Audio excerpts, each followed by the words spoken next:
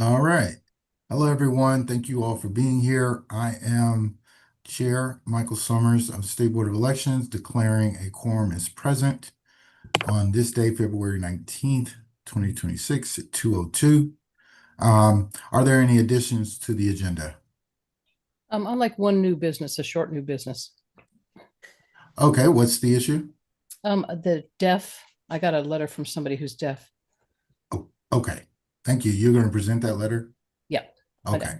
Um, and now on to, thank you, Diane, Member Butler. Moving on to the approval of minutes, opening meeting minutes for January 22nd, 2026. Did all the members receive the meeting minutes for review? Are there any questions, updates, concerns? I sent a couple little typos in and Charmaine fixed them. They've been rectified. Thank you very much. Is there a motion to accept the rectified minutes? So moved. Is there a second? Moved by Member Butler. Is there a proper second?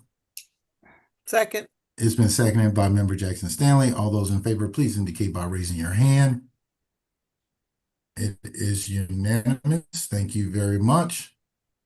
So moved. Now on to the closed meeting minutes for January 22nd, 2025. Did all the members receive the minutes for review? Okay. Are there any questions, concerns related to those closed meeting minutes? Any updates? All right. Hearing none, the chair is open for a motion to accept those closed meeting minutes.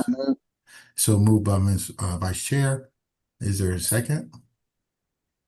Probably seconded by Member Butler. All those in favor, please indicate by raising your hand.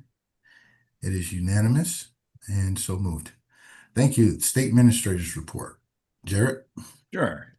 We have the minutes from last month. Remember the closed meeting minutes? We need to approve those. From December? Yeah, you put them off for me because I hadn't had a chance to read them, and there were a couple. Oh, right. they Good had- catch. they Good had catch. making in double negatives and stuff. But anyway, we fixed those up. Yes. I And sent them. you're clear on those? I sent the changes to Jared and Vic or Katie. Katie. Yes. All right. Change. Okay, so we need to send that back out to all the members, and we will bring that up at in the old business. All right. So that all the members have Sure. can review while Yep. we discuss. All right. Thank you. State Administrator's Report. Sure. It has been submitted earlier, so I'll just do some major highlights here. The first big thing is the announcement. We have a new voting system vendor. We issued an intent to award. It's been accepted, so it's not in this report here, but I'll put it in the next one. But because it just happened, ES&S is the new vendor for us for the new voting systems. We're very excited about it, and happy to continue our working relationship with ES&S and moving forward with them. So we'll be working through the certification process and the public demonstration process with them with the new voting system. But just wanted to make that announcement. Overall, just one of the other things too is that we've just opened up a new exhibit at the Miller Senate Building on the second floor outside of Triple E. It's just Maryland ballots, boxes, and voting systems. It's a really cool little exhibit with some interesting facts about Maryland elections up on the board there. It also has the ability for anybody who wants to download or become an election judge, register to vote, or become or get our app as well for information. So that's just a couple of the bigger things there. As we go through it here, I just wanted to talk about MD Chris, because that was kind of the big production there. The annual report was a very successful process there. 86% of the people filed timely, 93% filed all together. So, that's our normal rates of return. So we're ecstatic that it was there. And, you know, the CCF division did a fantastic job for customer service, knowing that they were, you know, that we had to have a hotline, and we knew we were going to get a ton more calls because everyone always waits until the last second. And so, you know, as you can see, you know, during the hotline, which was, you know, run through, and we had also support from, you know, outside as well. We had over 1,000 phone calls. I mean, we had over 46 hours worth of direct support.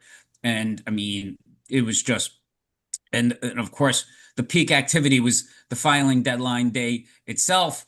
We had, you know, 340 callers just on that day alone. So they were quite busy. It was quite an undertaking, but the results speak for themselves, and we had an overwhelmingly positive filing. So that was, you know, it was really, I just wanted to make note of that, and just going through it with it. Along the lines here, we're starting to ramping up our communication and our voter outreach. So right now we're starting our election judge recruitment, and then it's going to switch into our voter outreach campaign for the upcoming primary election as well. So it's, you know, we're having also some more resources for the local boards to use for recruiting of election judges and other voter outreach content for them as well. So that's, you know, we'll be probably providing more highlights and statistics as it goes forward here. On the election management and compliance, we just, you know, we submit our annual reports to the Joint Chairman's report to the Senate Triple E Committee and Ways and Means, which will probably now be the new Government, Labor, and Elections Committee, but I always like to refer to them as LEGO because I want it to be labor, elections, and government. So, you know, and then we also are preparing in the 2026 election year for our outreach in correctional facilities as well. So that's ongoing. The language assistance implementation you know, is basically, we've passed the regulations now, and Anne Arundel, Baltimore City, Baltimore County, Montgomery, and Prince George's are the affected counties, and we are working with them on making sure that everyone is in compliance with the law. In IT and technologies, MD Voters is going to have another release. It's scheduled for April 10th. And then this will be our last release before the primary election, and just kind of focusing on enhancements of web delivery reporting, and cure letter updates. So those are the applications there.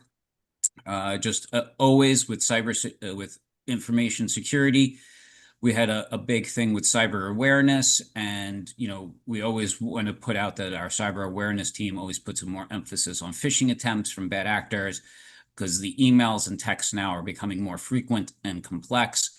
So, you know, we're making sure that staff as well as the LBEs are trained in that area there as we approach, and making sure that their cyber awareness is up to date. Mail-in voting. We've talked about this in the past here. We're, you know, drafting enhanced language in our materials to emphasize to return the ballot as soon as possible. That, you know, the USPS postmark has been changed. The policy has changed, and maybe dated 1 to 2 days later after the voter actually mails their ballots. And then finally, we recommend voters in Maryland, if it gets closer to the election, to use the official drop boxes, because they are retrieved by election officials at least daily, and then sometimes and they're open till 8 p.m. on election day, so they're always there. Active procurements. The big one, of course, was the new voting system, and now the state certification is currently underway with that. Let's see. And I would say voter registration, is basically, we do our monthly audits of the data to verify compliance with federal and state laws. And, we get our information from Eric and the National Change of Address. Those statistics are available for you in the report. And with that, we had no delegated duties that were exercised. So I submit the state administrator's report, and if there's any questions, happy to answer them. Thank you very much. Vice Chair. Thank you, Chair. Jared, I've from day one, I've been so concerned about this new postal development where in the past they used to postmark mail when it was put into a post office. Now they say they don't postmark it until it's processed. To me, that means we don't know if a postmarked ballot is timely. I mean, if we get a ballot that's postmarked 5 days after the election, we can't count it under our old rules. But how do we know now that it wasn't mailed before Election Day? I'm really concerned about it, especially with the military ballots. The cure for a lot of people are being told, use a drop box, or when you go to the post office and mail it, you can ask them to postmark it. But that doesn't do any good to our soldiers and warriors on a submarine or on an aircraft carrier or on some kind of assignment on an ice cube in Greenland. So I'm very, very concerned about our military ballots, which to me are sacred. So I think we really have to do something to deal with this post office thing. And what about all the taxpayers in Maryland? You have to have your tax return postmarked by April 15th. We don't know that now. So I'm really concerned. I know the Senator Kagan is working on legislation possibly in the state Senate. I thank her for that.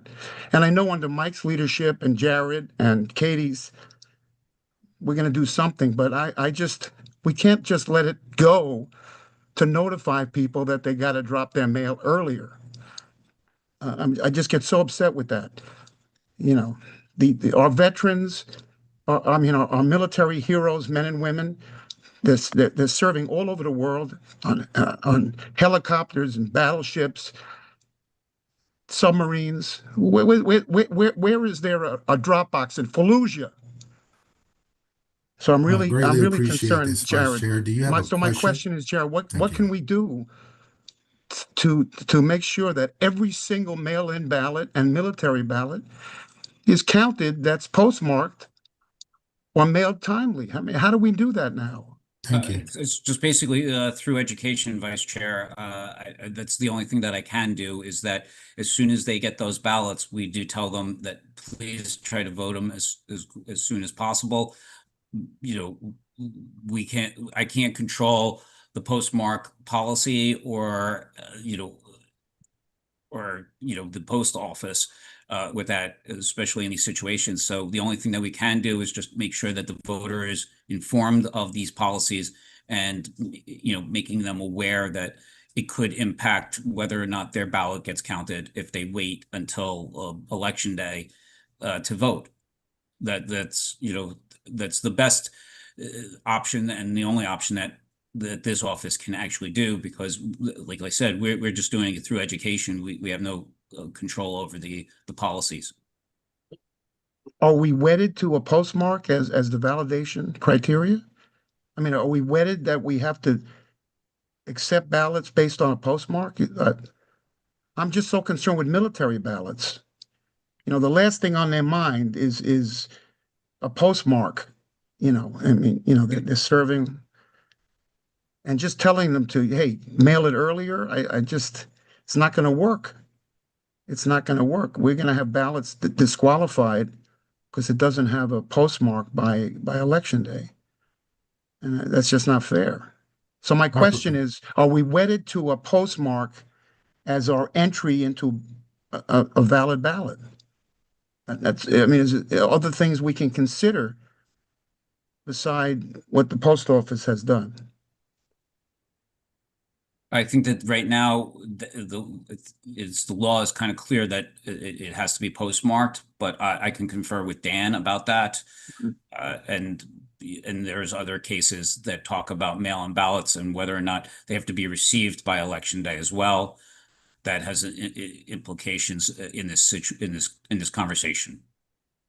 No, I know you and the chair and Senator Kagan working for us. I mean, I'm confident we'll come up to a good solution, but I just, military ballots that they go to my heart in terms of what we have to do to protect them.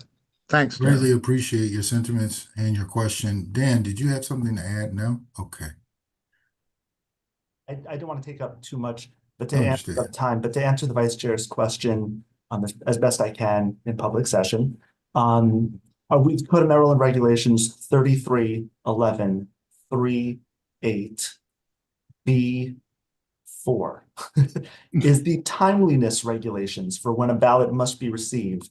And it says that the ballot must be received on or before election day as verified by 1, the postmark, or 2, and this is something the board can look at and is within the board's power because it's the board's regulation, or by the voter's affidavit that the ballot was completed and mailed on or before election day if the return envelope does not contain a postmark or the postmark is illegible. And so this board has already created regulation that says if there's an issue with the postmark, that there is none or it's an illegible, forgive me, then the voter can provide an affidavit, the penalty of perjury, that they mailed it on time. This board has the power to enact and revise its regulations. And Thank you very much, could an Dan. affidavit, I'm sorry, could an affidavit be part of a ballot? In other words, could it be in the insert that they get? I mean, Legally, yes. Functionally, I don't know if the postage is included to include an affidavit, but that's obviously Yeah. something we could look at. I think that sounds reasonable to consider. I think that was it's great insight. Thank you, Dan. Thank you, Vice Chair. And now with that, moving on to, I recognize Member Butler has her hand up. Hi, Jared. I had a couple of quick questions. So the poll books were awarded January 15th. So when will we have new poll books for 2026 or 2028? 2028. 2028. Okay. And then the automated ballot tabulation audit contract. Did we get any other responses? I think that was what, February 13th or something was there was That's under procurement. Until that procurement process is done, I can't discuss that. We're not ready to do that. Okay. All right. And then quick question on the language assistant, the parameters that were set up in it, I guess it's in one of the new laws. Is that by population or is that by voters, like that $4,000 or that 4,000 Population. It's by population. So it includes like underage voters and everything else or underage citizens. Yeah. So it's by population. Okay. Thanks. All right, thank you very much, Member Butler. If that's all right, Member Bryant. Thank you, Mr. Chairman, and thank you, Mr. Vice Chair. If I could recommend or suggest to Dan or Jared to reach out to the Comptroller's Office just to see what the Comptroller's Office is thinking about its postmark concepts or obligations, I think the people of Maryland would benefit to the extent there's some alignment or congruency amongst these two state agencies. It's non-binding, but having sort of a similar approach might not help, and it would surely inform the board, I believe. Thank you very much for that recommendation and suggestion. Member Butler, your hand is still up. Do you have another question? Okay, just wanted to make sure. I didn't want to move on without you being heard. All right. Are there any other questions, statements, recommendations pursuant to the administrator's report? All right. Thank you all so very, very much for your due diligence. On to the Assistant Attorney General's report. Thank you, Mr. Chair, and good afternoon, members of the board. The Assistant Attorney General's report is not too exciting this month. It's almost no changes in any of the cases. I'll go through it quickly and obviously answer any questions I can at the end. The first case, Sullivan v. Summers. Actually, there is an update. Yesterday, I attended the meeting of the Board of Public Works in which the Board of Public Works approved our settlement arrangement. And so that case is over. A check will be issued and the attorney's fees will be paid, and with that, the matter will be closed. So this should be the last month you see Sullivan v. Summers on the list. Number 2, De La Roca v. Lee. Last time I reported, the appellants on appeal in that case had submitted a Rule 28J letter for supplemental authority. A few days later, on January 26th, OAG, on behalf of the State Board of Elections, or really on behalf of Chairman Summers, who's the named defendant in that case, issued a response letter to the appellant's letter. And so that case now remains pending before the Fourth Circuit, and we are just waiting for a decision from the appellate panel. In the third and fourth cases, this is the litigation at the trial level in Massachusetts, and at the appellate level in the First Circuit. There's very little to report. At the trial level, we're waiting now on summary judgment. The sides have briefed summary judgment at the First Circuit. The sides have briefed the preliminary injunction issue and are awaiting a decision on the preliminary injunction issue. I believe the First Circuit is going to schedule oral argument, but I don't think it has done so yet. And in that case, OAG and Maryland would not be engaging in oral argument. We are one of the parties, but another attorney would be doing the oral argument for the entire appeal. In the Bryson matter, number 5, Bryson v. Moore et al., the last report, the appellants in that case had sought a petition for a writ of certiorari from the Supreme Court of Maryland. OAG, on behalf of the State Board, filed an answer to that petition, urging the Supreme Court to not take the case. And we are awaiting a decision from the Supreme Court of Maryland on that one. After that is the last 2 cases on the list, the United States v. DeMarinis. This is the suit by the Department of Justice, alleging that the state has improperly not given over its voter registration database, and it's one of 25 similar suits from around the country. The Department of Justice filed its opposition to our motion to dismiss on February 13th. We'll be filing our reply to the United States' opposition before the end of next week. And at that point, we'll await either the court asking us to have a hearing or a decision from the court. And then the last case, the Republican National Committee et al. Versus Ms. Jared DeMarinis. The Office of the Attorney General filed on behalf of the State Board a motion to dismiss that case. 2 days after that motion to dismiss was filed, the court granted what was a pending motion to intervene by the Democratic National Committee. And so now the Democratic National Committee is also a defendant in the case. And so the defendants are the state administrator, the State Board, the local boards of Montgomery County and Howard County, and the Democratic National Committee. By agreement of the parties, the plaintiffs are going to file a consolidated response to all the motions to dismiss on or before March 13th, mid-March, and then the defendants are permitted to file replies to that opposition on or before April 17th. And with that, I'll take any questions if there are any. All right. Thank you very much, Dan. It doesn't appear that there are any questions, concerns. All right. Thank you very much.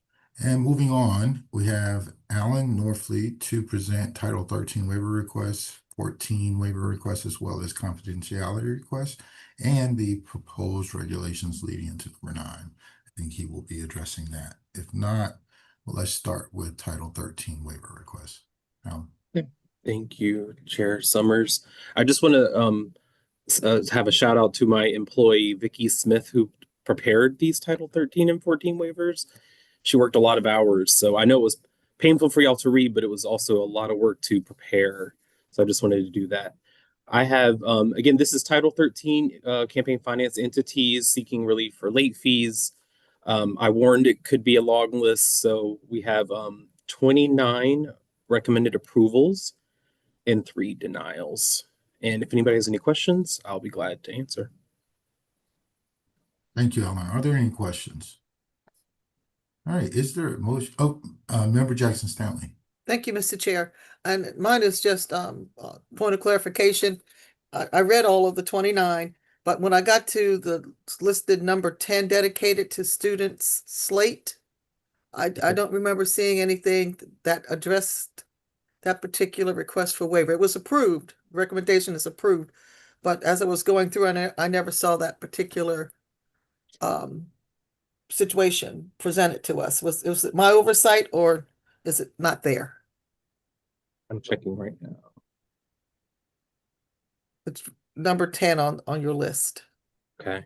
I printed it off so I could look.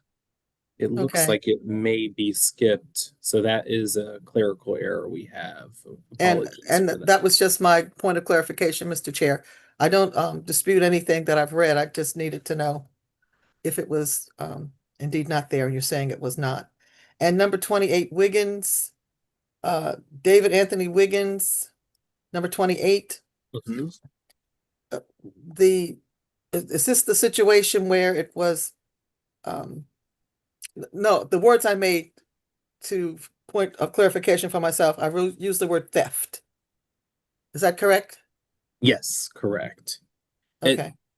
And that is, and we probably should have reworded that, but the filer is not happy and is saying that we're stealing his money. That's basically the language that he used in his waiver request. Okay. I just needed to know if I was reading it correctly Yep. and to point out number 10 was missing. Thank you, Mr. Chair. Thank you, Member Butler. All Yeah, I thank know, you. I read that one too. I was laughing at his comments there. And thank you for running all those classes so that everybody can catch up on this. And I know we're going to have a batch of them until they do. Does it seem to be working really well? I'm hoping. The new system training, is that Yeah. is that what you're referring to? They're able to Yes, like learn. it's well received, and afterwards we actually had people attend multiple. Like literally, I had some people attend 3 different trainings just so they can gain familiarity. But it's they want more, so that will be down the pipeline for us. And thank your assistant for us. For sure. Okay, thank you. Eventually, it's going to stop. Hopefully, right? You know,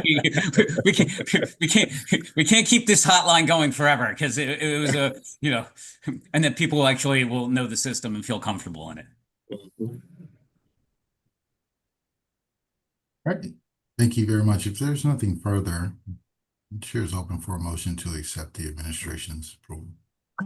So moved by Member Butler. Is there a proper second?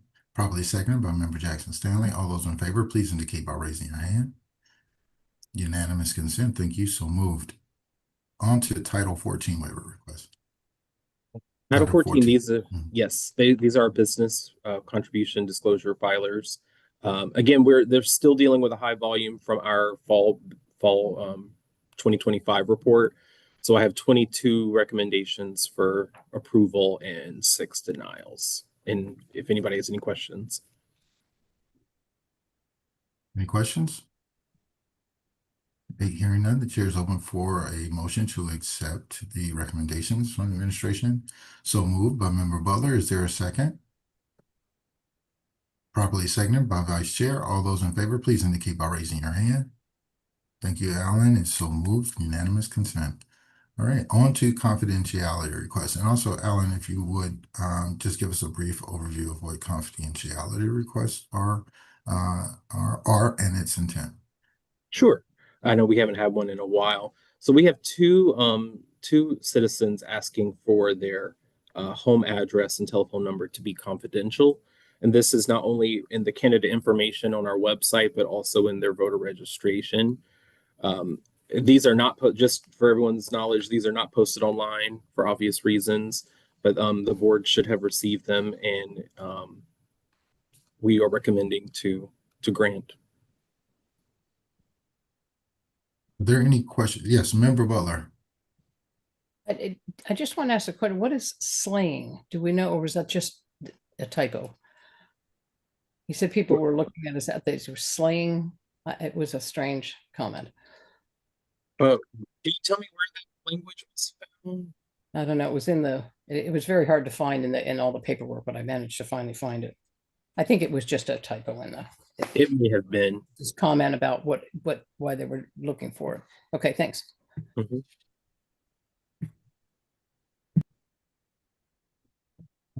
Member Butler, does that concern cause you trepidation to move forward with the recommendations? All right.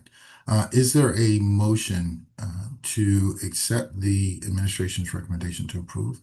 So moved by Vice Chair. Is there a proper second? Properly seconded by Member Butler. All those in favor, please indicate by raising your hand. Unanimous consent. So moved. Recommendations are approved.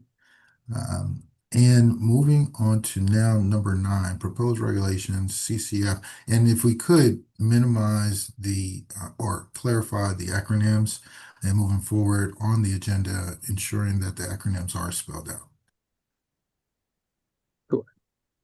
Could you please cite the acronym CCF, what that is? Yes, so CCF means candidacy and campaign finance. That's my division. Thank So you. sorry about that. I have 2 updated regulations, and this is again, there was a change in the law in 2022, and this is to correct the language to reflect that update in the law. 33220101, this is to update or to remove. It said at that time, reporting in Title 14 was dependent on if you had made applicable contributions. That has been removed. You file regardless of your political contributions. So I have updated that to remove that provision of the regulations. And do I go through both of them, Chairman Summers? I think we'll since it's only 2, and if Yeah. there are questions, we'll take them one by one. Are there any questions for Alan with regards to 33.22.01.01 its intent? Yes, Member Butler. So that's the $500 one, correct? Yes, correct. So the wording was confusing for me. So it's what did it used to be? It used to be just any donation or applicable donation. What's applicable donation? Well, so I missed one part. They do need to they need to hire a lobbyist for more than $500 for the period, which is in the 6-month period, and they have to make a certain amount of contributions to report in the system. That was the law pre-2022. Okay. So I'm clarifying, you still have to pay a lobbyist more than $500, but the contribution is not relevant here anymore. So Oh, got it. Okay. so it's really expanded my filers, because before, a lot of organizations, they would say like, oh, we never make political contributions, so we didn't register with you. But that the law changed where they now have to file regardless of their political contributions. Thank you. Mhm. Thank you for the question. Thank you for the response, Alan, and clarification. Mhm. Are there any other questions or concerns related to 33.22.01.01? Right, hearing none, the chair is open for a motion to accept the recommendations presented in 33.22.01.01. So moved, Member Butler. Is there a second? Properly seconded by Member Jackson Stanley. All those in favor, please indicate by raising your hand. Unanimous consent. Thank you, Alan. Moving on to 33.22.02.01 for the record, disclosure of personal employee policy. Thank you. So again, this is a small update. Before, it was $10 a day for a late filing for Title 14. So that has been updated to reflect more like Title 13. Instead of $10 a day, it is now $20 per day for the first 7 days, $35 per day for the next 7 days, and $50 per day thereafter. And under B, we've updated the maximum late fee to $1,000 to properly reflect the change. And any questions, I'm glad to answer. Let me, Vice Chair, thank you. Recognized. Thanks. Alan, what if someone never files? What if they just don't file? What are the remedies we have? If they never file if they are currently registered with us and they don't Right. file, we would if they ignore us, we send them to the state prosecutor's office. Okay, good. And Okay, and people tend to be more responsive to the state prosecutor's office than me. I got you. Thanks. Sure. Thank you. Thank you very much for that, Alan. Are there any questions, any further questions? Any points of clarification needed? All right. The chair is open for a motion to accept the recommendations or the regulation change for 33.22.02.01. So moved by Member Jackson Stanley. Is there a second? Probably seconded by Member Butler. All those in favor, please indicate by raising your hand. This so moved, unanimous consent and approved. Thank you very much. Thank you. Now on to B, Challenger and Watcher. I think this is going to be presented by the administrator, State Administrator. Mayor. Yes, thank you, Mr. Chair. So I'm going to go through these things here. They've been distributed earlier. So I just want to explain all the changes here one by one. So the first one here, which is 0701, designating entities. The first A, B, and C basically talks about the state board, the local board, and other designating entities. It just said before designating an individual, but it was actually you designate an accredited challenger or watcher, for that role. This is what the role is. And so that kind of clears up what you're actually designating in that, which is a challenger and watcher. The other one was just kind of basically once we got rid of the word individual because of the challenger and watcher being there, we just kind of changed it. Like, for example, 01A2 requiring attending a training session and reading. That's just stylistic changes based upon the change in grammar there. The other one too is the designating entities here. Just making sure, again, it's for C, that they may designate an accredited challenger or watcher, and that if it intends to distribute materials, that they do not conflict with any of the regulations or laws, and that they may submit a draft to the state board. That's all current law there. It was just stylistic changes in C portion there. In C2, under this designating entities here, it just kind of clarifies what a group of voters is and who is the entity behind it. And it includes independent expenditure entities as well for that group of voters because they are part of the process here. In D, under 01D, the certificate, basically, it just talks, this one here, the only one that is the major change is that the designated entity shall provide each designated challenger and watcher with a signed certificate, because that's what makes them an accredited challenger and watcher. So it just kind of puts that the correct verbiage there rather than it designates with a signed certificate. The other part of this one is just making a D, just defining who gets to sign it for an independent expenditure entity, which is the treasurer of the independent expenditure entity, so that we can actually know who that person is on that. Then finally, there is also the portion of this is about the certificate, that they still have to provide a copy of it with it to the local board. That has not changed, but we now have a substitution, because one thing was that I noticed from the comments there was about how we need still flexibility here, and that when there's a substitution, the designated entities may still substitute names of accredited watchers and challengers up until including election day.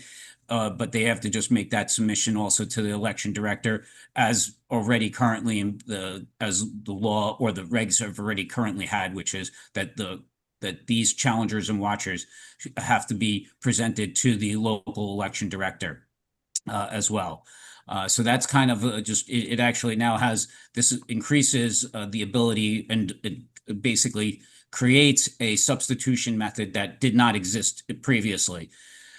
In 02 of the regulations here, this is just basically in A, changing the verbiage because the individuals do not verify the number of voters that check in, or they don't verify the security seals. They get to observe, they get to see this information here. just like the printing of the reports here, because that's what they are. They're watchers in this situation here. And then in O2 B, which is before voting, the election judge, basically it's polling places, but also in this situation here, it should include early voting centers because that has in-person voting. So this actually is making this more expansive and making it clear that the accredited watcher and challenger does have entry to an early voting center during 30 minutes immediately before the opening of the polls. In C, during voting hours, again, this is just a change of terminology here. In C2, during voting hours, it makes it that the challenger and watcher may, so it gives the challenger and watcher the flexibility whether or not they want to observe the security seals or how many number of voters have checked in. And it's not mandatory that they have to, because we cannot mandate what a challenger and watcher does. They're different individuals, so this is much more, I would say, correct verbiage for allowing them the option. It's still, they can do it, and that's kind of what, we cannot mandate anything there. So this is just kind of correct verbiage there. In D, after voting, the biggest change there, again, is just making sure that they observe the printing of the reports and the requiring of the security seals on that system there. And then the deletion, which is C, the observe the transmission of the modem of election results. If the local board has instructed the chief judge to perform this task, that is an outdated provision that we no longer transmit by modem at the polling place. So that's those were the changes there. And then finally in C, in O3, which is a prohibited act, basically it currently has newspapers or news magazines that they cannot bring into the polling place or the early voting center, but that's not necessarily correct, because a magazine or anything like that that's is irrelevant. That's why it should be changed to campaign materials, because that is inside the 100-foot zone, and that is basically materials that are related to the election and are prohibited from being inside that zone. So that's why that change exists as well. Erin Perrone from Mayo is also available online to answer any questions. This was a Mayo initiative, and we just wanted to clarify the roles and responsibilities for a challenger and watcher, and make it, update the language and make it clear what their roles and responsibilities are. Again, none of this really affects any of the operations that are currently on track for any central committee, and it just makes sure that the correct verbiage is being applied in our regulations and to remove outdated provisions. And with Thank that, you. I'm open for any questions on this. Thank you. I do have a question for you to clarify real quick with regards to challenger watcher and early voting. It sounded like you stated that there are currently no regulations stipulating to challengers and watchers during early voting as far as access. In the current regs, That is correct. In the Yes. current regs, they do not have access during early voting. I guess in the yes, Chair. In the current regs, if you look at O2 B2, the current regs does not reference an early voting center. These regs would. So this was making sure that they do have that access in a clear manner, and that So currently, if we do not pass this, they still do not have access during early voting. How much of the percentage of the vote is conducted during early voting opposed to same day? Is there a major difference between the number of votes cast during early voting versus same day voting? So in the 2024 election, approximately 1 million people voted early. that represented a little bit over a third, close to a third of the votes cast. Okay, and so, That was in the general election. so by not passing this, they still would not have access during early Well, voting? they should, but yes, I think, but this Okay. makes it crystal clear that they do have that access now. Okay, thank you. Member Butler?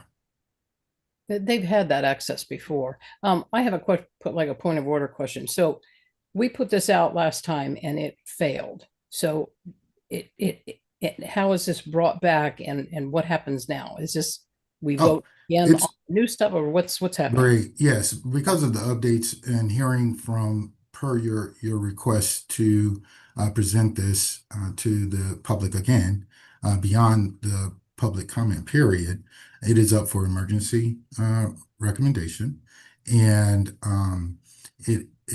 for reconsideration. Yes, it did die, and it is being brought up as an emergency provision at this time for a clear vote on this issue, because there were to the members' concerns that they needed more information, and so more information was obtained and changes were made in pursuit of those that which was heard by the board or the administration. So it is being brought back forward. So do I vote on this again or I'm not voting because I already voted? Well, it depends on whether we have a motion to approve to move for a vote. Okay. If there is a motion presented, Member Jackson Stanley. Thank you, Mr. Chair, and Member Butler read my mind to make sure I needed clarity. If there is a vote today, we're voting on the changed information. If we do not get a motion to approve the changes, then it dies and we're held to the previous information that was presented to us that indeed died on the vine, if I may. Yes. So what would we have to do if none of these things pass? We Well, go back to nothing, We go back to with the current statute. the current Yeah, statute. current Okay. statute, which is I what sorry. some of the fix with regards to although they may be permitted, it is not covered under the provision for early voting. That's just one measure, and then to reconcile with outdated procedures to reflect our current. Right, that's what I was thinking, measure. that So this is that- to address the current situation we have. Yes. If it does It's an not attempt. pass, then we're back to the out of date Yes. procedures which were complained about before. Yes. Gotcha. Thank you. All right. Are there any further questions? Okay, Jerry, you said that Mayo would like to address the board pursuant to this provision, this regulation. Yes, I believe Aaron Perone, are you on the line? I am here. Can you hear me? So yes, so these regs would be presented as emergency and regular for passage. But I think Aaron, would you like to address, I guess, some of the other any issues that you had? Well, sure. And thank you, Chair Summers. And actually, I wanted to start my video, but the host won't allow me. So he must know something that I don't know. But anyway, thank you. Thank you, Chair Summers and Vice Chair Shalik and all the board members. I am Aaron Perone. I'm the election director in Carroll County, but today I'm in front of you as the president of the Maryland Association of Election Officials, which you know as Mayo. So I wanted to just make sure that you all knew that, this piece of COMAR, which I'm going to focus on, I think it's COMAR 33070701 D4. It's always existed. And that's the part where it says that designating entities shall, which we know in legalese kind of means must, give the local election board with copies of completed certificates or just a list of individuals designated as challengers and watchers. And in my experience, and in the experience of a lot of other directors, this always, it was not really followed too much. We wanted to make sure that maybe a kind of a deadline was added just in an effort to have those designating entities just to follow that part of COMAR. Safety and security of everyone and pretty much everything is important to us, is one of our top priorities when we administer elections. And we just want to make sure that challengers and watchers are included in our security protocols and planning and all the other processes that we have to do. We don't want to hinder them from coming into our polling places. In fact, we want them there because we want to show how well, number one, our election judges are trained and that they know what they're doing. But we want to make sure that they're all included. Jared brought up something real quick about the flexibility. The substitution part of that piece of Comar, the flexibility of assigning challengers and watchers. And you guys, we get it, right? Because we hire election judges who often seem to quit at the last minute because they forgot they had a cruise scheduled during the primary or something. So we understand flexibility. And as long as these designating entities just communicate with us, and that's all we're asking. So you have a letter, comments that came from Mayo. We had a special emergency Mayo meeting last Thursday where the board members who were present in that meeting for Mayo signed the letter. You guys have that for you. And I'm not going to read it out loud. It's all on SBE's website anyway. So I'm here available for questions. And I just want to thank you for letting me address this piece of Comar with you all. Thank you very much, Aaron. Really appreciate your service. Are there any further questions? Are there any questions of our speaker? All right, hearing none. Is there a motion to accept the administration's regulation or challenger watcher?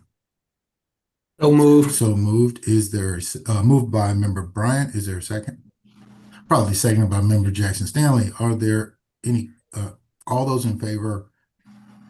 Please indicate by raising your hand. All those not in favor. All right, the motion fails. Thank you so very much for the clarification and this opportunity to reconcile the record. I'm sorry, Member Bryant? Yes. I don't know. Thank you, Mr. Chairman. I don't know if this is the appropriate time, but I'm trying to get a sense of the unreadiness. Is the motion beyond us and there's no way to discuss it to move this forward? Well, as far as the vote goes, there's a motion and a second, and then there is a vote. The vote has been cast. As far as discussion to further discuss this measure. But may I explain my vote? Sure. Yeah, I think that might be the procedural mechanism that allows us to address some of this. Definitely explain your vote. Yeah, in explaining my vote, my limited understanding as the new member of the board is this matter came before the board. There was some unreadiness as to circulating the data, the information, and the proposed regs to different Marylanders, to different entities, and to different parties, no pun intended, so that there could be feedback. My understanding is all of that took place. We just heard from Mayo with an endorsement. So based on my limited purview, it seemed like every I was dotted and every T was crossed, and that there was consensus amongst the affected parties, and therefore we would be acting in the best interest of Marylanders. So that's why I voted in favor of this matter. I didn't know that there was any level of unreadiness, and I thought it would be a function of unanimous support. Thank you, Mr. Chairman. Thank you. Member Butler, are you explaining your vote? Yeah, there's. Are you explaining your vote? Please cite the purpose of your comment. Yes. Yes. Yes. I'm sorry. What your hand is raised because we're discussing the votes Yes, cast. there's a lot of public comment. So I'm asking, your hand is raised to explain your vote? Yeah, there's a lot of public comment, and a lot of the comments from the public that were finally allowed to come out after Jared did finally do what he said he was going to do last time, which he owes me an apology for that. They didn't fix a lot of the things that still needed to be fixed. So, if we were going to go after just the certain things that needed to be fixed legislate or, just process wise that Aaron was talking about is one thing, but they didn't fix the things that all the comments were about. So it's still not done correctly. So that's why I voted no again. Okay, thank you. You're All welcome. right. Can I Are you just- explaining your vote? Yes. Thank you. Yeah, last time we voted on this, I abstained because I wanted to hear from the Democrat and Republican Party leadership and activists as to their views. We got a tremendous amount of reply.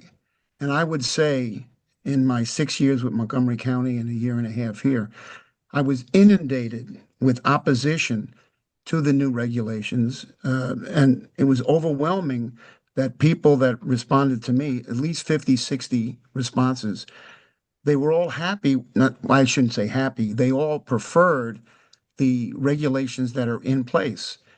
And that's why I voted no, because the public input to me as a board member was overwhelmingly against these new regs. And, I'm just reflecting the input that I got from the public. And that's why I voted no. Thank you very much. All right. Moving on, we are now at item number 10, election plan approvals, Baltimore City.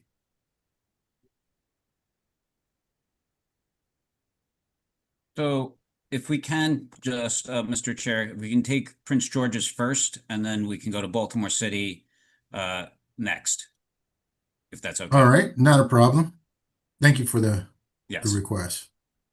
We're actually gonna skip Baltimore City completely. There was a bit of a miscommunication between the information being ready to present, but I will move on to Prince George's. Okay, so Baltimore City has been removed from the agenda per new information received that is in conflict with the recommendation. Thank you.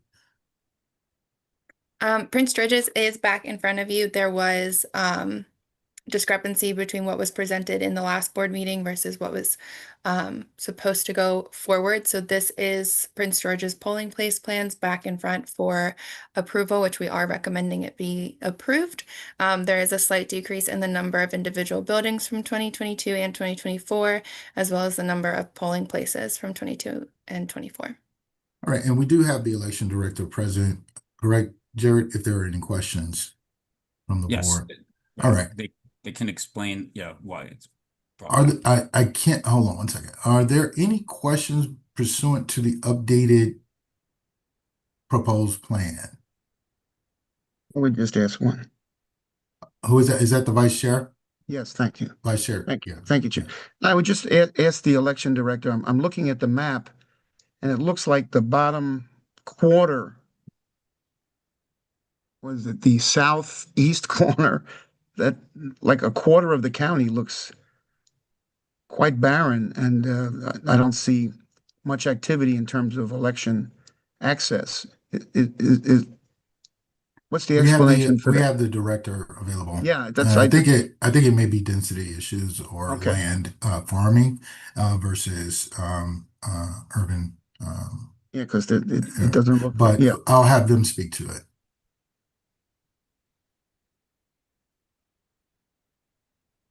Can we get them on? Yeah, who is it? What's the name of the director?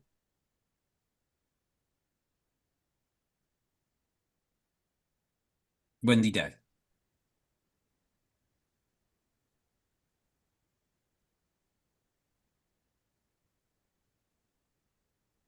Yeah, I don't see Wendy.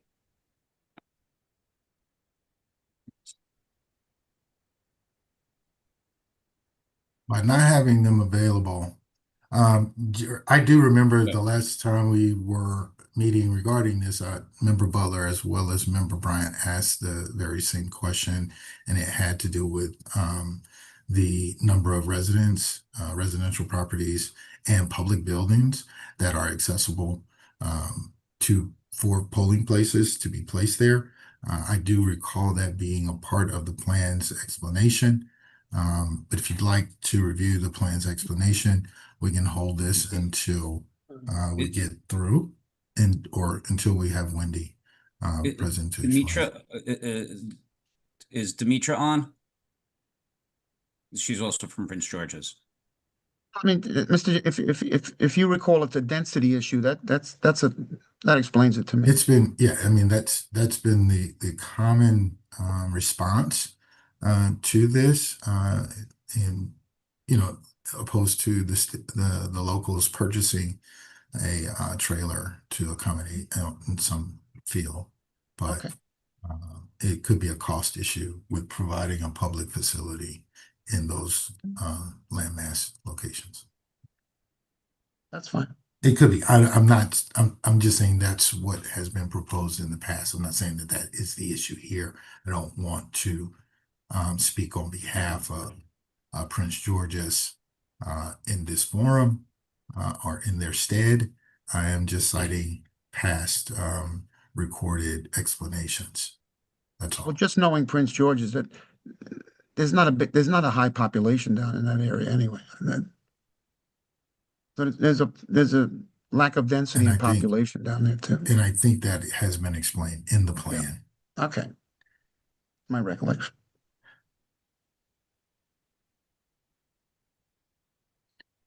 All right. If there's, I mean, if the chair is open for a motion to accept the recommendation, the plan as presented to the administration and the administration's recommendation to proceed. So moved. And is there, so moved by member Bryant, is there a second? Second, It's probably seconded by member Jackson Stanley. All those in favor, please indicate by raising your hand. I lost my screen share. Can you see me? Let's see. Yes, I can see you. Do you have a hand up or no? Yeah, I do, Yeah, but okay. I I see your hand. So Okay, good. we have a unanimous consent to approve the plan, Prince George's County plan electoral. I have to jump back on. We can see you. no, we can see Okay, you. yeah, I vote yes. Okay, can you see us though? Not yet. I'll get back All right. on it. Okay. And as we stated, Baltimore City has been removed from this agenda due to new information. And now on to number 11 on the agenda, Howard County bylaws.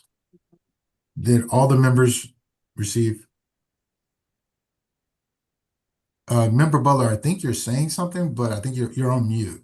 Were you talking to us? Okay, you're on mute. You take yourself off mute. Okay. Yeah, I read them. I just had a question about it. Okay.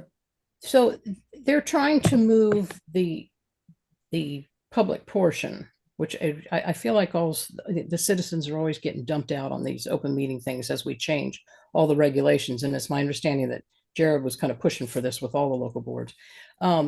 So they're moving it to like the state board where you have to call ahead and you have to, sign up ahead of time. Mostly in the local boards, you just show up at the meeting or whatever. So I guess that's what they're doing. But my question there is they're saying their meetings are on Monday. They're saying that they have to sign up by 4 o'clock on Thursday. So when does all of their paperwork go up for the public to see what's even going to be on the agenda? Is it all up by what, Thursday morning? They're going to have to look at it Thursday morning and sign up before 4 o'clock in the afternoon. It's kind of tight timing there is my question. That's all. So So I think- they have the same 48 hours as us. Okay. So basically, right, all their materials have to go up 48 hours in the same vein because they're covered under the same laws. Is it 48 hours, like time or work days? No, business days or regular days? 48 hours from the date of the meeting. Just 48 hours. Okay, so if the cutoff is on Thursday and they don't even have to put the information up until Saturday, so people aren't even going to know what's going to be on the agenda to see if they even want to speak. It's kind of just my question is how does this help the public in an open, that's what open meetings are for, so that they can have conversation with everyone. I think this is, we're legislating and ourselves into no public comment from citizens. And that, you know how I am about that. So it's always, I feel like the citizen should be able to, be able to come to meetings and have, talk or whatever. So if we're going to do that at the local board, then they're literally not going to know until after the sign up date what's going to be on the agenda. So that's my question is, how are we justifying that to the citizens of Maryland? No, I think that those meetings are, just like ours, everyone knows the schedule. They put it in the bylaws when they have it. And this is just a simple fix that they want to make sure that their meetings are, I would say, similar to the state board meetings, and that all their materials have to go up at least 48 hours prior to the meeting. If there's any sort of emergency meetings, then those are, windows and everything. But I think that they're just following the same rules that we at the state board apply. So I guess the thing was, I don't see any issue with the change. Oh, I just, years ago, I tried to speak to the state board and they ignored me, just like we've ignored other people here, and they're now coming back a month later because we ignored them the month before. So it doesn't always work that well. And I, again, am always going to stand for the citizens being able to have public input in public open meetings. So that's my comment. I appreciate that. Thank you very much. And I do take issue with the fact that people are being ignored. They are not. For the purpose of an agenda, the public has always been welcome, always been heard at this board, at the state level. They have been requested to move around, being flexible because of agenda purposes, and it has been explained. But that is a courtesy pursuant to the efforts of the board. So I appreciate your public sentiment. And I also am champion of the people's voice. And I think this board has always been a champion of the people's voice and consideration, and been given due time and consideration. They also have been providing their comments in writing, which is also a great asset for us to prepare and be responsive to them in writing as well. And that's pretty much commonplace during the legislative process and during this process. So I don't think, thank you. I don't think doors have been closed to the public in any way. And I do appreciate your open willingness to carry out the board's dictate to the public. Thank you. Now, with that, we have an issue on the floor to approve the Howard County bylaws that mirrors the state's bylaws in effect. Is there a motion? It has been moved by Member Jackson Stanley. Is there a second? Been properly seconded by Member Bryant. All those in favor in accepting the Howard County bylaw updates, please indicate by raising your hand. It is moved with unanimous consent. Thank you so very much. And to all of the members and constituents of Howard County, we welcome you into a more formal process that is carried out for all Maryland voters and their comment and concern related to electoral process. Thank you. Now on to number 12, the Language Assistance Supplemental for Montgomery County.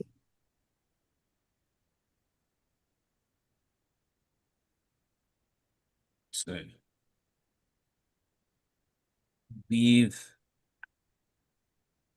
let's see who is supposed to be handling that. Jared, I can take it if you need. Sorry, yeah, I was just looking at Melissa's handling that one there. Sorry. Sorry, I'm not on video. We all had a meeting earlier this morning and have in various states of making it home from that. So if you guys remember last meeting, you approved some stuff for language assistance. Diane, you had asked some questions about it earlier. And what we did last meeting was the bare minimum required by the law. The law does allow local boards who want to do more than what is required by the law to do so with the approval of the state board. And so Montgomery County has requested from the state board approval to send out the specimen ballot in 2 additional languages. The languages are very close to hitting the 4,000 mark. I believe that we have Boris on the line if you wanted some additional information about it, but that is what is in front of you for approval. Thank you. Are there any questions of Melissa? Hold on one second. Is the vice, okay, I didn't see, he's still present. All right. Hearing no questions, the chair is open for a motion to accept the language assistance supplemental. So moved by Member Butler. Is there a second? Properly seconded by Member Bryant. All those in favor, please indicate by raising your hand. And unanimous consent. Thank you very much, Melissa. Greatly appreciate it. Moving on to number 13. Voting system state certification. Yes. So you have, this is just kind of, just wanting to let you know about this as we move forward with it. Believe it was sent to you as a policy, as information. Yes, here it is.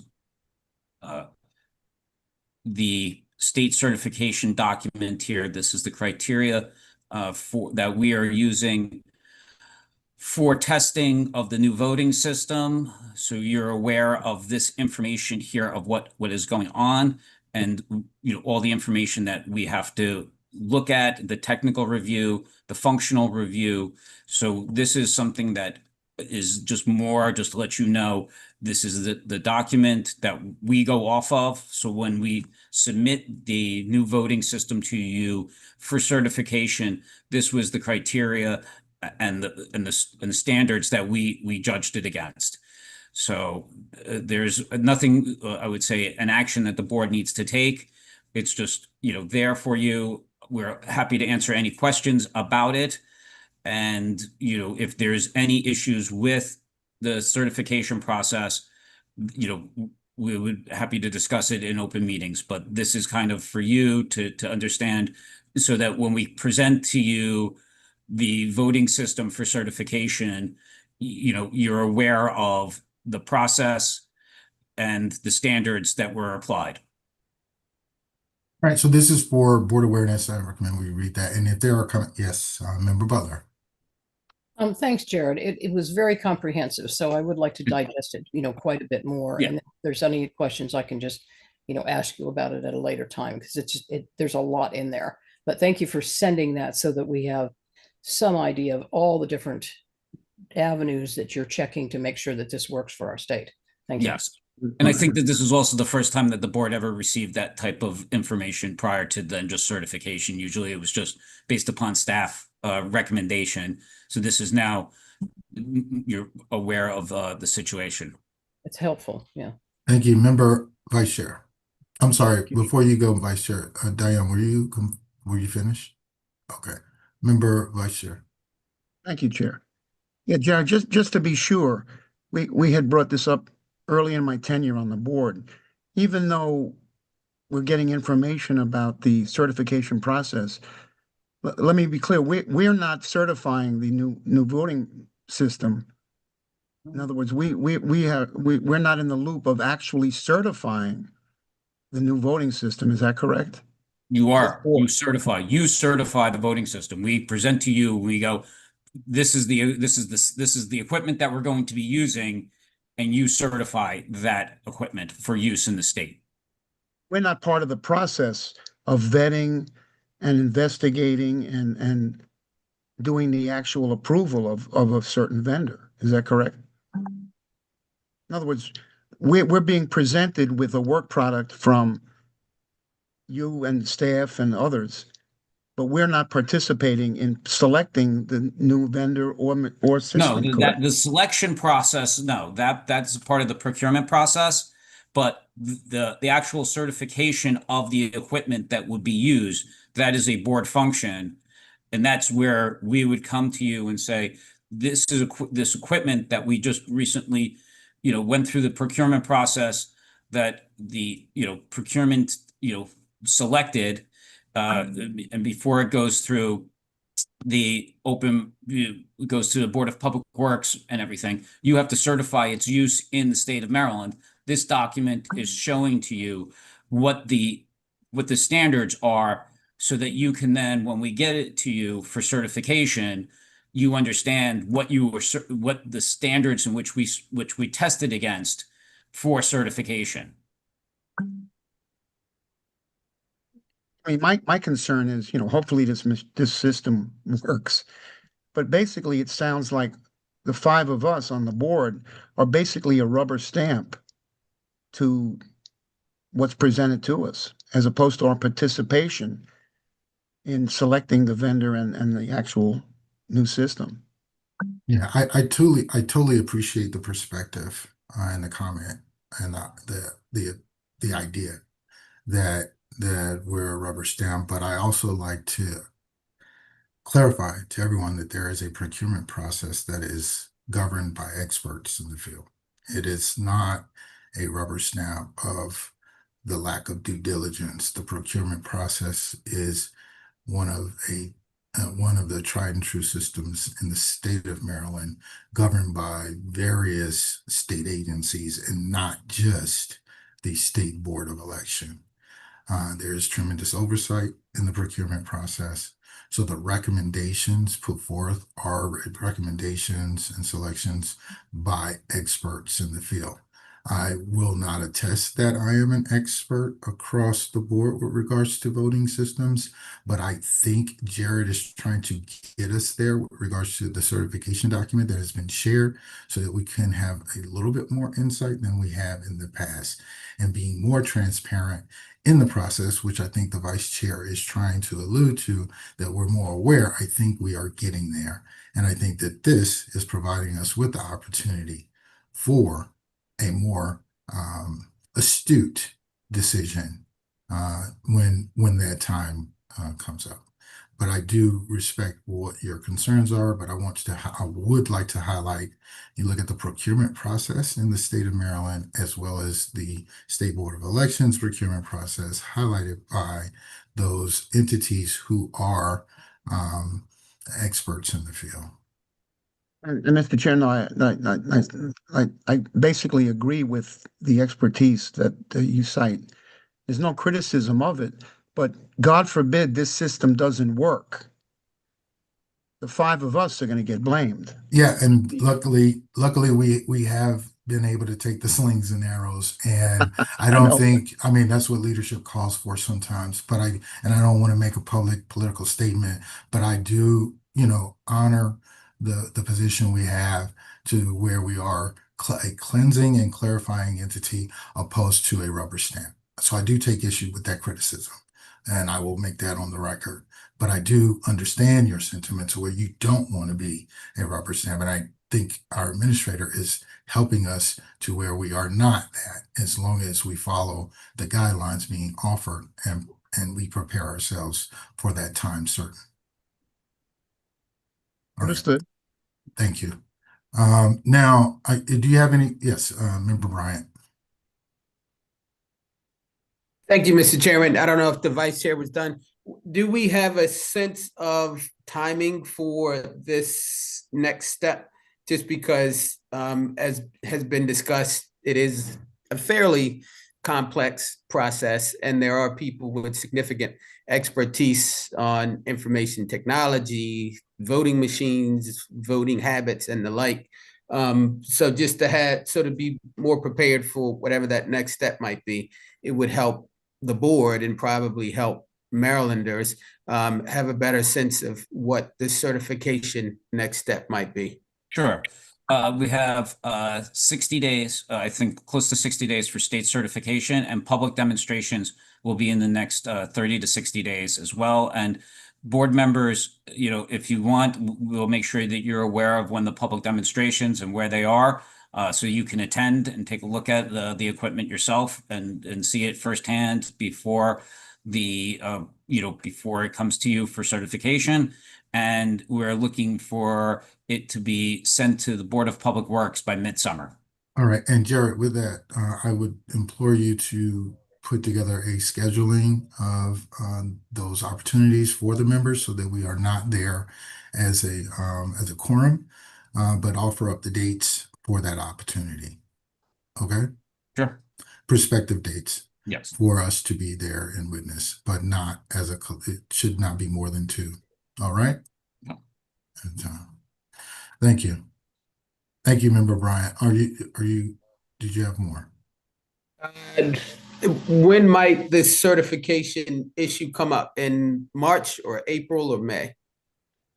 Most likely, let's see, probably in April, depending on where the board meeting is. Probably, I would say April, the earliest, most likely, or May. May. Okay. Okay. Thank you. Thank you, Mr. Chairman. Thank you. Thank you, Jared. No problem. Anyone else? All right. Thank you. On to old business. And we discussed the postmark earlier on with regards to mail-in ballots. So I think, we can move past that one per the agenda because it came up earlier. And thank you very much, Vice Chair, for those comments and remarks, and hopefully a way forward, sounds like. So thank you. And the policy 2025-03 PSR request policy is back before us. There was some questions with regards to that the members had with regards to the language. And so now it's back before us again. And it seems that Member Butler has a question. Did you want to ask your question prior to it being presented? No, the things that Vicky and I talked about have been corrected, and I think it looks a lot better. Thank you. Okay. Good. Great. All right. That's basically what I was going to present. Well, We took all your purpose. suggestions, and we hopefully made it as clear as possible. So, and Jared, could you present the body with those updates? Sure. So basically, it divides it up between what is under the PIA, which is the Public Information Act, and that this was again making sure that that gap in the law is now uniformly applied. That the following information is only going to be redacted from a voter registration application that is publicly released, which is the driver's license number or social security number, the personal telephone, the personal email, and the agency in which the voter had registered. Everything else will be disclosed. So now this is clear across the board for that. And then for the voter registration lists, that if it's a countywide or district request, they would be charged $75, and any statewide voter data would be charged $125. And now that would be consistent across the board for everyone. So that's kind of, it divided it up, and the policy is now reflective of the name as well. Thank you. Are there any questions? I appreciate it. The chair is open for a motion to accept the policy update. So moved by Member Butler. Is there a second? Properly seconded by Member Jackson Stanley. All those in favor, please indicate by raising your hand.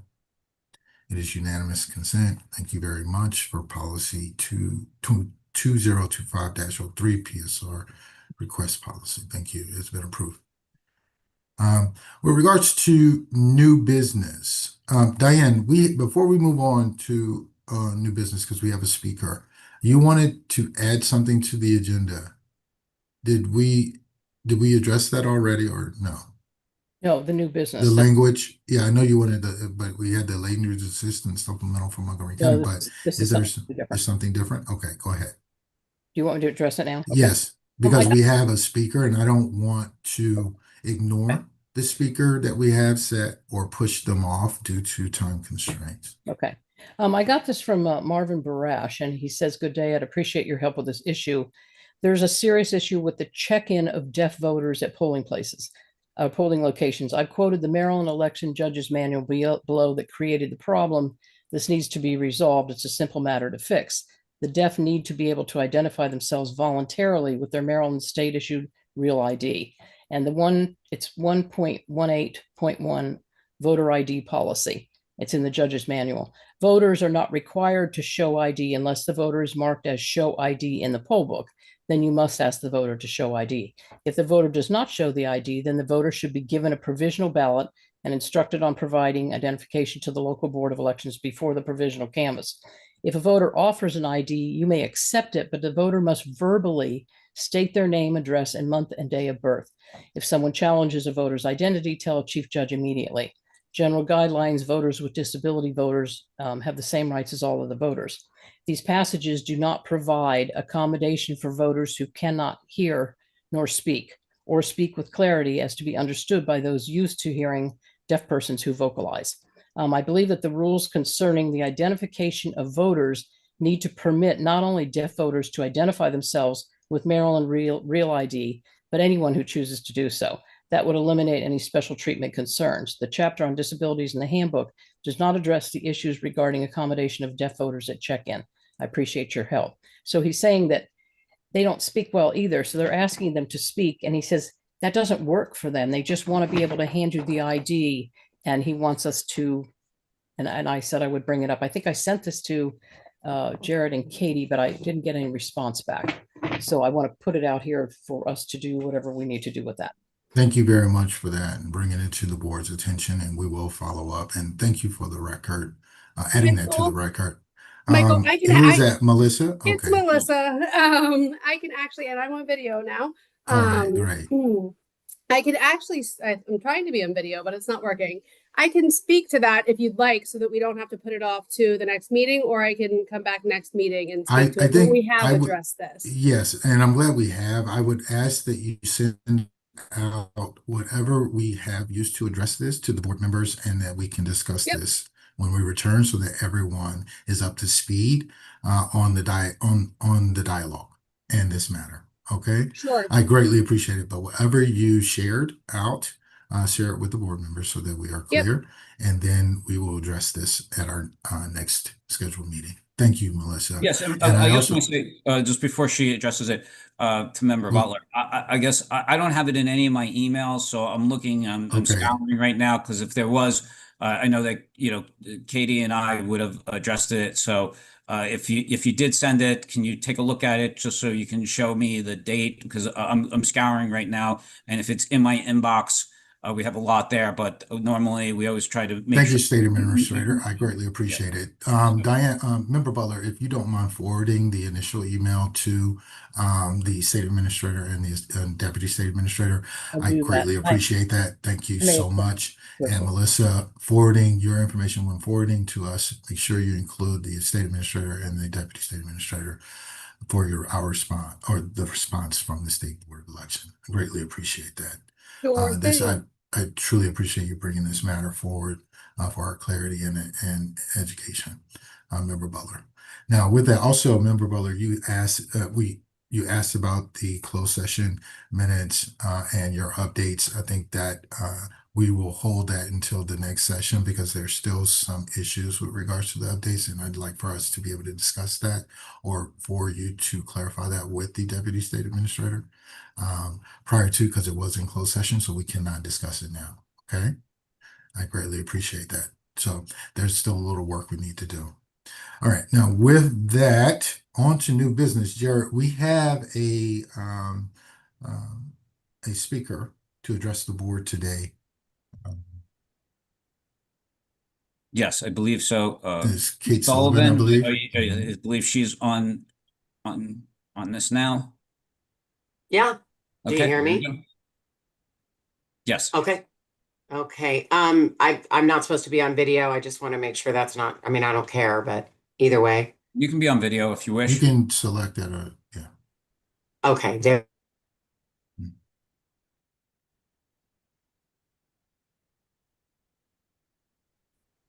Okay, there. I don't know if it works there, but all right. Yeah, thanks. Thanks for agreeing to let me speak.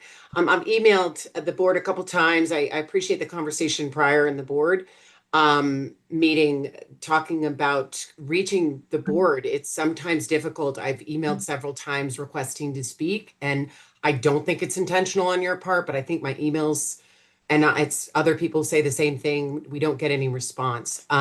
So a little bit of a backlog. I have emailed these comments to the board, but this is for the benefit of the public.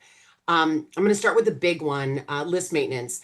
As of the publicly available Maryland voter registration list dated January 16th, 2026, non-citizen Ian Roberts is still listed as an active voter in your system.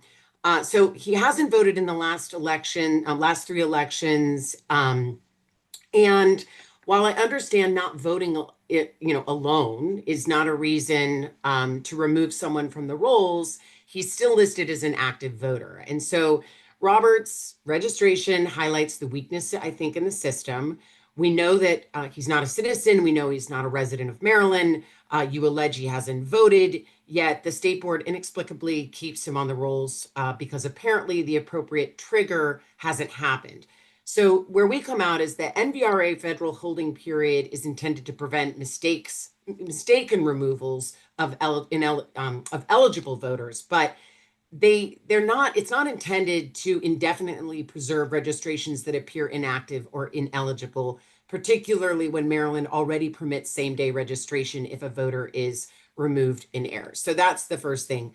Roberts is not the only registration like this. As of January 16, 2026, we have roughly 904,000 voters. That's nearly 25% of Maryland's approximately 4.3 million registrants that are listed as active despite the fact that they have not voted in more than 2 election cycles. So our big question for you today is, can you clarify how the state distinguishes ordinary non-participation from registrations that should enter the confirmation or inactive process? The second question I have today, provisional reason codes. Director Demarinis mentioned it in this last meeting that he had with the delegates at the House hearing. Provisional voting has taken a precipitous spike in the last election, several elections. And Director Demarinis has indicated that there would be reason codes. We'd love to hear that. It will give us, those reason codes would give us a more granular understanding of why people are voting provisionally. We love that initiative on his part, but we can't seem to find these reason codes. They've mentioned several times. We don't know where they are, and we just want to confirm that that is the case. And my last and final is my 16-year-old son just received an extremely misleading voter card, very clearly making it look like he can vote in the upcoming election. These voter cards are misleading and should be accompanied with a reminder that voting before they reach the age of 18 is a federal offense. The last time Secure the Vote tracked this category of voter, we identified 471 underage voters who voted. We need to protect these young citizens from committing a felony by making their lack of eligibility more clear. My suggestion is make it say a registration card, not a voter card. They're not voters. They're 16 years old. So that's all I have for today. I hope there will be a response in some way. I understand your limited time right now, but email follow-up would be great. Or if you want to address questions now, that'd be great. Greatly appreciate you for being here today and your due diligence and efforts to secure the vote in the state of Maryland. Greatly appreciate it. And thank you for those insights. We will be following up in writing. Well, the state administrator on behalf of the state board will be following up with you in writing because we have your comments in writing, and we greatly appreciate that to help us create the record and be as responsive as possible. Do any of and I know we only have a limited time, we have 3 minutes. We don't want to filibuster your time or the time of the members. Greatly appreciate that. So are there any questions for Katie at this time?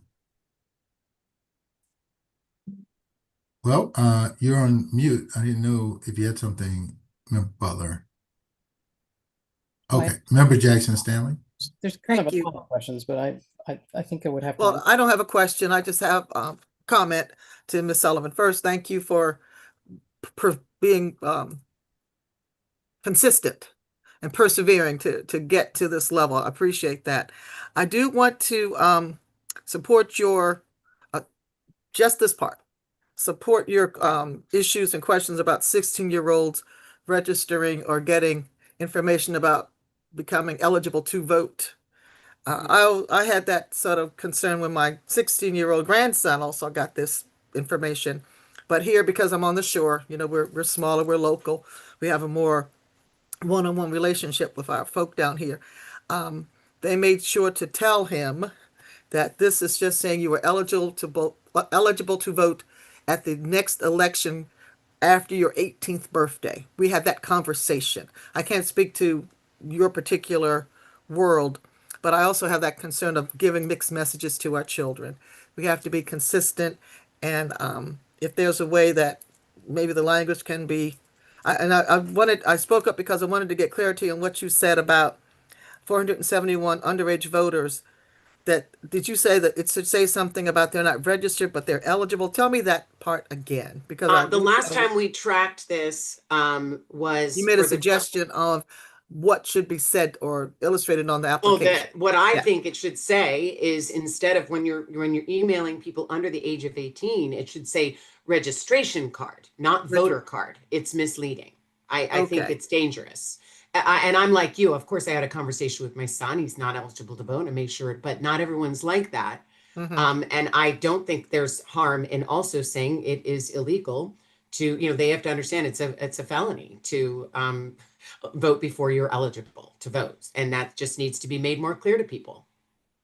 Understood. I wanted to, again, thank you for coming Yeah. forward, and I just needed clarity on that last piece. Yeah, Thank you. for your Thank you, Mr. question. Chair. Thank you. Member Butler. Yeah, I just think in the whole MVRA's part, I think we are, I've been on this thing about our list for a long, long time. And I still would like to get my committee set up. But we were going to wait until we got our new board member on here. But I just think we've got some of our laws, the way it works, we just end up at odds with ourselves. And I want to make sure that we are doing the correct thing for everybody. Yes. When we have our answer to you, I would like to work with Jared and participate in that, in what we're going to respond back to you. So thank you.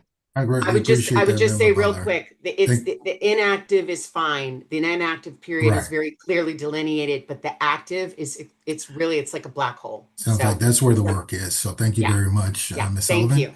Thank you. And with that, Mr. Bryant, do you have a question of Ms. Sullivan or about the process as a whole?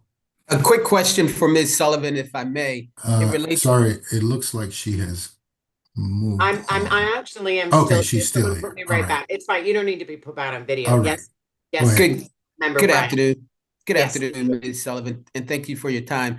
471, what universe does that represent? Is that the state of Maryland, a local jurisdiction, State or of- something different?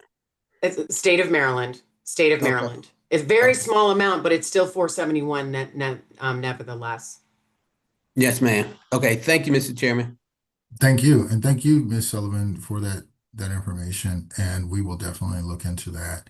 And the response will be coordinated response. I am asking that the state administrator and deputy administrator circulate the response to the board members prior to sending it out to Ms. Thank you. Sullivan. Also, ensuring that those responses are covered in the administrator's report for next following. All right. Thank you. All right. Now, we're moving on to, we greatly appreciate your participation. Thank you for being here and your patience, as well as your courtesy, because I think you were very courteous with regards to recognizing our last agenda, which was extremely voluminous. So thank you so very much for your astuteness, your courtesy, and professionalism. Now, with that, we are at disclosure of campaign contributions. Are there any from the membership? And so I'd like to bring up the fact that this disclosure of campaign contribution also means disclosure of our relationships. And so when the vice chair asked about our being involved in the procurement process, there could be a line of ambiguity there. Because we are public officials, because we are engaged with certain individuals that may be a part of businesses that are procuring services by the state, we could complicate the review process by way of affiliations and associations. So we do need to lean back from that and accept the procurement process as presented by the state that secures our objectivity when reviewing and certifying. Okay? So that being said, disclosure of campaign contributions also conveys affiliation and association. Has there been any? All right. Thank you so very much. Moving on to scheduling our next meeting.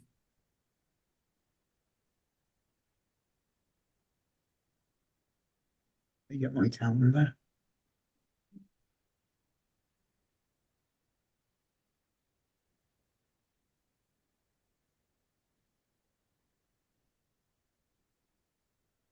So the next one is supposed to be, if we look at the March, Yeah, we're looking at the 26th at the latest. yes. And I think we need that time to, in response to the certification process, to review and prepare in line with that meeting leading into April. So instead of it being the 19th, just time for review and study, especially with all that we have coming forward. We also need to review the closed meeting minutes that are put on hold. So let's give us an extra week there for the 26th. How's the 26th look for everyone? 2 p.m. is good. 2 p.m. Everyone okay with 26, 2 that? p.m. is good. Okay, 26, 2 p.m. Good. excellent. And confirm Perfect. March 26, 2 p.m. All right. Now, there will be no closed meeting. The chair is open for motion to adjourn at this time. So moved by Member Butler. Is there a second? Second. It's been properly seconded by Member Bryant. All those in favor, please indicate by raising your hand.